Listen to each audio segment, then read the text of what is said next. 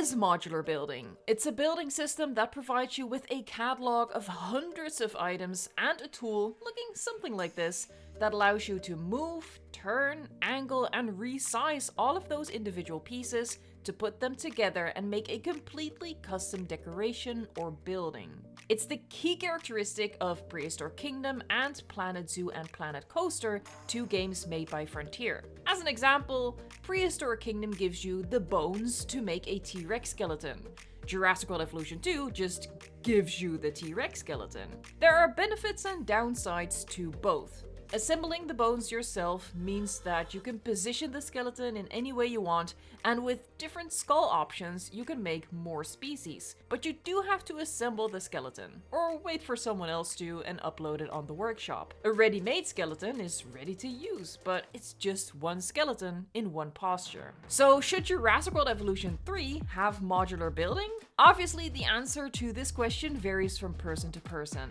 I asked this question in a community poll, and the majority of people voted yes. Personally, I would vote no, and in this video I want to talk about why and how the game doesn't need modular building to be more creative than its predecessor. Before getting into that, note that this video and this discussion isn't going to influence Jurassic World Evolution 3. The game is either going to have modular building or not. It's already in development, and the decision to add this feature or not will have been made by Frontier long before now, and this isn't something that they can change on the fly. This is a purely hypothetical discussion while we wait for actual news on the game. And subscribe to the channel if you want to stay up to date on everything related to Jurassic World Evolution 3. Comment down below, do you think Jurassic World Evolution 3 is going to get modular building? And do you want it to? Getting back to the poll, at the time of recording this, it has a 60-40 split in favor of modular building. So the majority of people want this feature to be part of the next game. However, a lot of comments in favor of modular building boil down to I like the option, as long as it has lots of prefabs too. And a recurring comment against modular building is, if it has modular building, I won't enjoy the game, and I probably won't even buy it. So it seems that a lot of people in favor of modular building don't feel as strongly about it as the people against it. It's an imperfect poll, it's an imperfect test group, and trying to get clarification from the comments is also imperfect, but it's all I have to springboard this discussion off of. I can't help but wonder how many of the people who voted for modular building would actually use the system to its full potential, and how many would just go into the workshop to download the buildings and decorations built by others and maybe switch some minor things around. To say you want modular building should mean that you really want to build everything yourself. If you really want modular building for what it is, then you'd still want it even without the workshop and few or no prefabs at all. That prospect shouldn't make you want to tap out, because you want to build everything piece by piece. That is the thing that gives you joy. That's not the sense I'm getting from the majority of comments under the poll. Instead, a lot of people just want the prefabs and the workshop. To me, using, for example, a prefab made by another player on the workshop is no different from using a standard fountain made by Frontier. In which case, what you really want isn't modular building, you just want more decorations to choose from. And if you want to make some customizations to the prefabs, you also don't need modular building for that.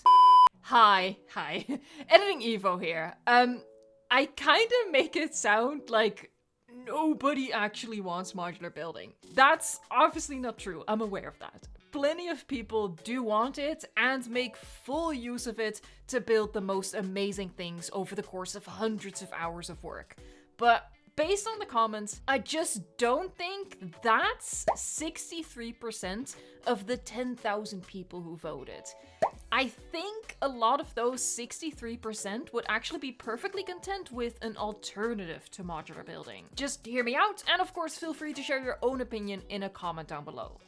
Let's say you take this prefab planter and you switch the Apatosaurus for a mammoth. That's pretty cool, and the modular building system does allow for it. But is that really an argument for modular building? Seems to me what you want is to be able to make some superficial changes to an existing decoration. Yes, you can do that with modular building, but you don't need modular building for that. That's like using a sledgehammer to crack a nut, or kill 2 birds with 1 meteor. Which is to say, you'd be using a massively overqualified resource to achieve a simple task. An observation I have, and I've talked about this in the past, is that people seem to ignore an entire spectrum of possible creative tools and options between games like Evolution 2 and Prehistoric Kingdom. But a want for more creative freedom doesn't mean we have to skip to the extreme end of the spectrum and introduce modular building.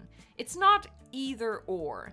It's not, we either have only a handful of decorations with awful hitboxes, or we have modular building. That's kinda like saying we either draw with 3 primary color crayons, or we draw in Procreate on a Wacom tablet. There's no in between. And I disagree with that. In last week's video, I shared a wish list of upgrades for Jurassic World Evolution 3, which I think would bridge the gap. A much larger collection of decorations, rocks and foliage, the option to recolor all items, and the removal of the hitboxes, as well as allowing us to customize all buildings, like attractions and hotels, in a similar way to how we currently customize the amenities. Rather than building them piece by piece from the ground up, or downloading a prefab made by someone else, we could customize these buildings to our own preferences with a few simple clicks. While discussing modular building yay versus nay with moderator and fellow YouTuber Fletcher, he made the excellent point that Frontier could just expand the amenity customization that we currently have in Jurassic World Evolution 2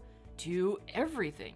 So let's take that same planter with the Modular statue and use that as an example for a default decoration in Jurassic World Evolution 3. Clicking on the planter would open a customization menu that allows you to switch out the statue on top for another species, or exchange it for a tree or a water effect. We could open a color picker to change the color of the planter base. We could cycle through different types of foliage to line the base. And we could have even more options than that. That way, just a few default planters at various shapes and sizes with a handful of customization options would amount to thousands of variations without the need for modular building.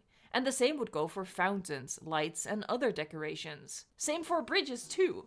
Give us a couple of bridges that connect to path, and then allow us to customize those bridges by being able to cycle through a selection of support pillars and banisters. I think that would be a really clever way to balance a want for more creativity and originality while keeping the building process low threshold, easy, and quick. That's going to keep the game accessible to younger players, more casual players, console players who use a controller, and players like me who just feel overwhelmed and bogged down by modular building. A common remark or question in response to the poll was, why not both? Why not just chuck in modular building for those who want it, and people who don't want it, just don't use it? For starters, from a developer standpoint, you don't just throw in something as huge and fundamental as modular building for the heck of it, because, oh, we might as well. It's a massive investment, and it would likely come at the cost of other things. They wouldn't do modular building and significant non-modular expansions of the creative tools as well.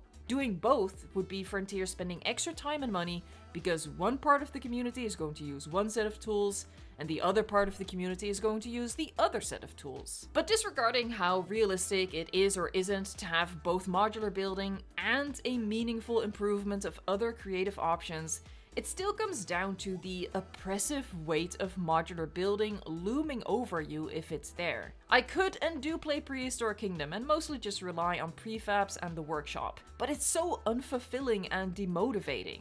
Instead of getting everything out of the game, I'm just tinkering with the basic tools, and oh my god, I don't know if this is a childhood trauma, but it makes me feel like I'm a kid again and my parents are giving me crap for not trying hard enough and not living up to my full potential, and why did I get an A instead of an A+? We talk a lot about how Jurassic World Evolution 2 is creatively very restrictive, and in something like Prehistoric Kingdom, you have the ultimate creative freedom. And that is true, but there's a bit of a paradox going on as well. Because with modular building, you can theoretically build anything. But can you? Can you? because I sure can't.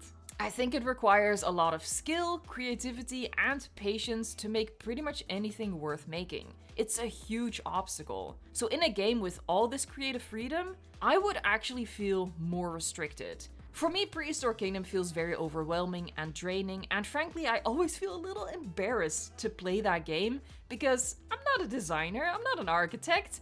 I can't build anything amazing that makes me feel proud. I'm using the game at like 10% of its capacity because I don't have the capability for more. Whereas when I play Jurassic World Evolution 2, I feel like I pushed that game to 100%. With glitches even further than that. I get everything out of it, and I feel accomplished with what I can do in that game. For what it's worth. Small victories. And I can achieve something I'm proud of in a short amount of time too. I think the most impressive singular thing I've built in Prehistoric Kingdom a long time ago was a yacht.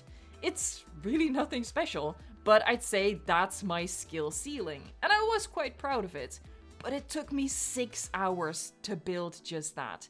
6 hours of work gets you so much further into building a park in Jurassic World Evolution. And I do personally prefer that faster rate of turnover, seeing more progress for a day's work. I understand that this is a personal limitation. This is the definition of a skill issue. I am not denying that. There are many people who do have the creativity and the skill and the patience to make the most incredible things in modular building games, including but not limited to talented YouTubers such as Rudy Rencamel and The Lady Designer. But those people have their games. They have Planet Zoo and Planet Coaster from Frontier, and if they want modular building with dinosaurs, they have Prehistoric Kingdom. I personally feel like the modular building market for these high-skilled, super creative builders is saturated. Not every game needs a high skill ceiling to accommodate the Michelangelos and the Monets among us. We have the incredible luxury of having 2 dinosaur park builders simultaneously in active development. Why should both have modular building?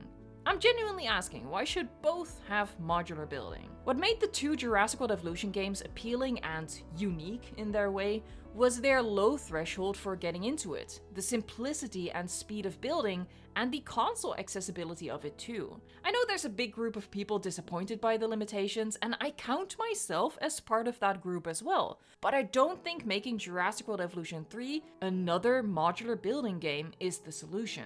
That takes away the identity that appealed to many of us. There are many people like myself who enjoy faffing around in a modular building game, from time to time, but who prefer an easier building experience. Don't get me wrong, if Jurassic World Evolution 3 has modular building, I'll be ecstatic for the architects and designers among us who can build whatever their talented mind can come up with, and I'll be making grateful use of whatever they upload on the workshop. But if you want to go into the minutiae of building your ultimate park or zoo, you can already do that. So to answer the question, why not both? Okay, that's a great idea, let's do both, but in separate games. The people who want modular building could play Prehistoric Kingdom, or take a break from dinosaurs and play Planet Zoo, Planet Coaster, and the people who don't want modular building could play Jurassic World Evolution 3. I think that's the best way to do both. Thank you so much for watching, liking, subscribing, and until next time, I don't know how to end this. What am I even doing?